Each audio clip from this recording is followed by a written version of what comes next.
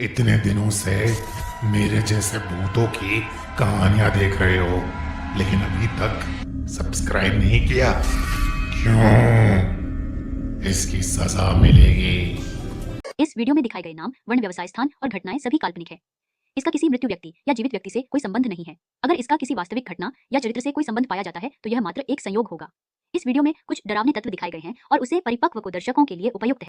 भूल Bhulaiyaa horror story. 17 साल की समृद्धि ने छोटी उम्र में ही अपनी मां को खो दिया था। तब से उसके पापा गौतम ही उसकी पूरी जिंदगी थे। समृद्धि के पापा ने कभी भी उसे अपनी मम्मी की कमी महसूस होने नहीं दी, पर उनकी लाइफ में एक दिन ऐसा आया जिसने उनकी जिंदगी ही बदल दी। एक यूजुअल संडे का दिन था। समृद्धि के पापा कुर्सी पर बैठकर अखबार पढ़ रहे थे और समृद्धि अपने रूम में कथक डांस प्रैक्टिस कर रही थी। तभी अचानक से घर की डोरबेल बजी। दरवाजा खोलने पर बाहर सूट पहने एक लॉयर खड़ा था। उसने बताया कि गौतम के चाचा का देहांत हो गया है और उन्होंने अपनी एक हवेली विरासत में गौतम को सौंपी है। गौतम को यह बात बहुत अजीब लगी, क्योंकि गौतम की अपने चाचा से बिल्कुल नहीं बनती थी और वो करीबन 15 सालों से उनसे नहीं मिला था। पर जब उस लॉयर ने पूरा पेपर वर्क दिखाया तो गौतम को समझ आया कि ये सब सच था। समृद्धि और गौतम को अभी भी यकीन नहीं हो रहा था कि वो इतनी बड़ी हवेली के मालिक थे। हवेली को देखकर समृद्धि के पापा को समझ आ गया था कि वो अपनी फाइनेंशियल सिचुएशन में इतनी बड़ी हवेली में रहना अफोर्ड नहीं कर सकते थे। इसलिए उन्होंने उस हवेली को बेचने का डिसीजन लिया। पर समृद्धि की आंखों में एक अलग सी चमक थी। उसने अपने पिता को बोला कि वो हमेशा से एक बड़े से घर में रहना चाहती थी। गौतम ने समृद्धि की खुशी देखकर कुछ समय उस हवेली में रहने का डिसीजन लिया। वो हवेली जितनी बाहर से खूबसूरत थी, उतनी अंदर से भी। समृद्धि की खुशी का ठिकाना ही नहीं था।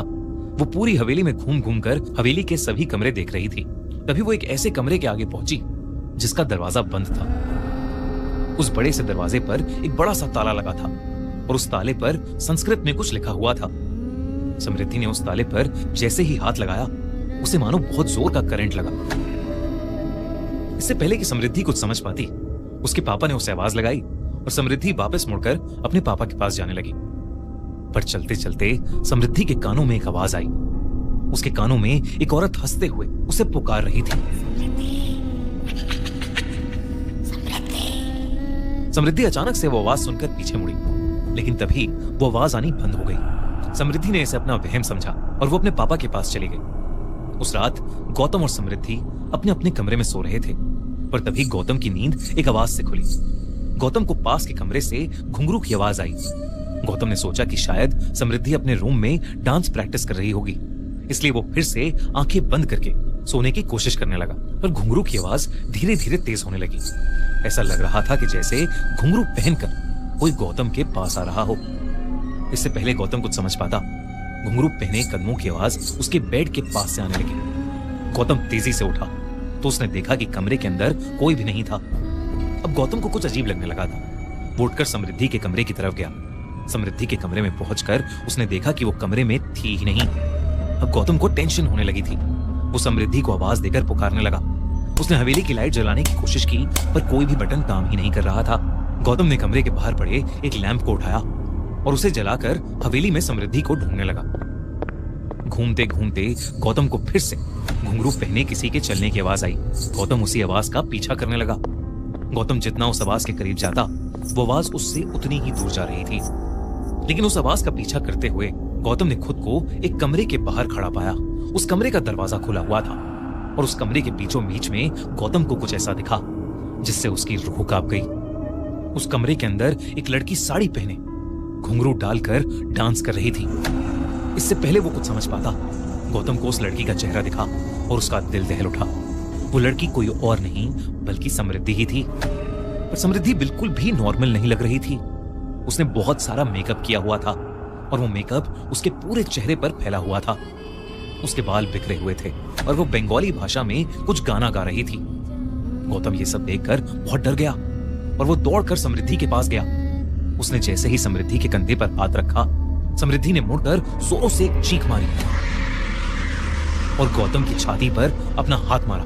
गौतम समृद्धि का हाथ लगते ही कमरे से बाहर जाकर गिरा और उस कमरे का दरवाजा गौतम के मुंह पर बंद हो गया। ये वही कमरा था जिस पर समृद्धि को सुबह ताला दिखा था। गौतम उठकर जोर जोर से उस दरवाजे को पीटने लगा। वो कुछ भी करके समृद्धि को वहां से बाहर निकालना चाहता था। गौतम पागलों की तरह उस दरवाजे को ठोकने लगा। तभी उसे अपने पीछे से एक आवाज आई जिससे वो रुक गया। पापा, आप ये क्या कर रहे हो? गौतम ने जैसे ही पीछे मुड़कर देखा, उसके पीछे नाइट सूट पहने समृद्धि खड़ी थी। समृद्धि ने कहा कि वो अपने कमरे में सो रही थी और उसे जोर जोर से दरवाजा पीटने की आवाज आई, जिसे सुनकर वो वहां आ गई। गौतम को अब भी कुछ समझ नहीं आ रहा था। अगर समृद्धि अपने कमरे में ही थी तो उसे दिखाई क्यों नहीं दी, और उस कमरे के अंदर मौजूद वो लड़की कौन थी? इन सवालों से गौतम का सर फटने लगा था, पर वो समृद्धि को डराना नहीं चाहता था, इसलिए उसने समृद्धि को अपने कमरे में वापस जाकर सोने को कहा। गौतम पूरी रात नहीं सोया। सुबह होते ही वो हवेली के पास एक मंदिर में चला गया। गौतम भगवान में बहुत मानता था और उसने मंदिर में जाकर अपने साथ हुआ पूरा किस्सा भगवान की मूर्ति के सामने बोल दिया।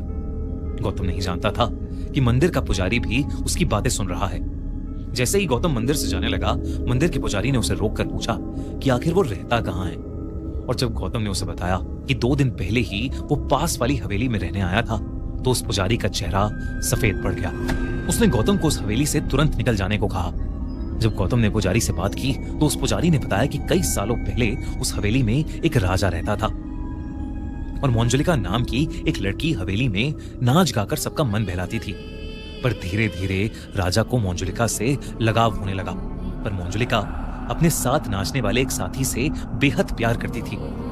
उस राजा को जैसे ही इस बात का पता चला, जलन और गुस्से की आग में उसने मंजुलिका और उसके साथी दोनों को ही जान से मार दिया।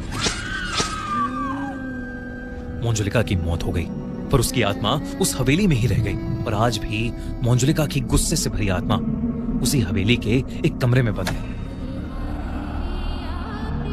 गौतम को अब सब कुछ समझ आ गया था। जो कल रात को उसे दिखी वो कोई और नहीं बल्कि मंजुलिका थी। और अब उस हवेली में रहना उसके और समृद्धि के लिए खतरे से खाली नहीं था। वो उसी पल समृद्धि को लेकर वहां से जाना चाहता था, लेकिन जब वो घर वापस गया तो समृद्धि मंजुलिका वाले कमरे में बैठी हुई कल रात जैसे साड़ी और घुंघरू पहने हुए उस कमरे में पड़ा पुराना सामान देख रही थी। गौतम ने समृद्धि को वहां से चलने के लिए कहा, लेकिन समृद्धि वहीं रुकने की जिद करने लगी। जैसे ही गौतम ने समृद्धि को डांटा तो समृद्धि अचानक से गौतम पर ही हावी हो गई।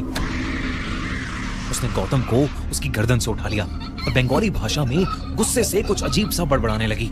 कुछ ही पलों में गौतम की सांसें रुक सी गई थीं।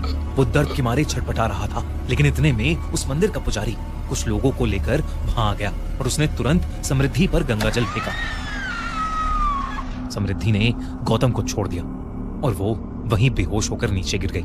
गौतम और उस पुजारी ने वहीं पूजा करके उस कमरे को फिर से ताले से बंद किया और गौतम समृद्धि को लेकर उस हवेली से हमेशा हमेशा के लिए चला गया। उस हवेली को बेचना क्या, उस हवेली के आसपास जाने का भी ख्याल गौतम ने अपने मन से निकाल दिया। समृद्धि को आज भी नहीं पता कि आखिर उन्होंने वो हवेली क्यों छोड़ी, और ना ही गौतम उसे उस हवेली को छोड़ने की वजह बताता है।